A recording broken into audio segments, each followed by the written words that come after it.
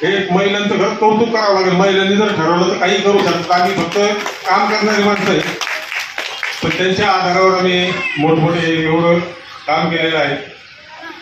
त्याच प्रकारे या वृद्धाश्रमाबरोबर ही अनाथ आश्रम, ही मुलं 15 मुलं आहेत.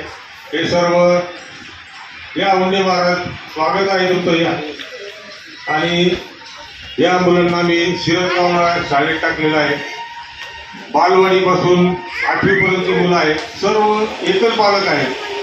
कुणाला आई नाही, कुणाला वडील नाही, असे मुलं आमच्याकडे आहेत. यांना पूर्णतः यांच्या पालकाकडून एकही रुपया शुल्क न घेता अन्न, वस्त्र, निवारा, औषधोपचार, शैक्षणिक पूर्णतः मोफत आपल्यासारख्या दानशूर लोकांच्या मदतीवर करतो. मी काही करीत नाही, मी फक्त एक माध्यम आहे. तुमच्यासारखेच आपले संपूर्ण जे बरेचसे लोक आश्रमावर प्रेम करणारे आहेत, याच्या सगळ्यांच्या मदतीवर आपण 10 आजी आजोबा आहे, 15 निराधार मुलं आहे, 5 सेवेकरी आहे, असं 30 जणांचं आपलं कुटुंब आहे.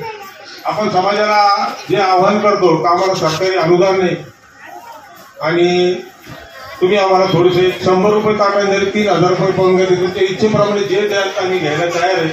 आणि अशा सगळ्यांच्या सांघिक मदतीवर हे काम आहे, एकट्याचं काम नाही.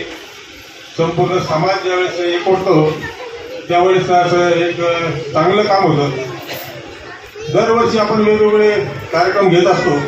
वर्धापनादिनानिमित्त एक वर्ष आपण जे माजी सैनिक आहेत ते जे भारत भूमीवर लढतात त्यामुळे आपण इथं सुरक्षित आहोत, तर त्यांचा एक मान सन्मान करावा या उद्देशाने आपण त्या माजी सैनिक, आजी सैनिक जे आहेत त्यांना एक पुरस्कार दिला होता. एक वर्ष आपण मागील वर्षी जे काही डॉक्टर लोक आहेत ते आम्हाला विना मोबदला सेवा देतात, अशा डॉक्टर आमच्यासाठी ते देवदूतच आहेत, तर त्यांना आम्ही देवदूत म्हणून पुरस्कार दिला.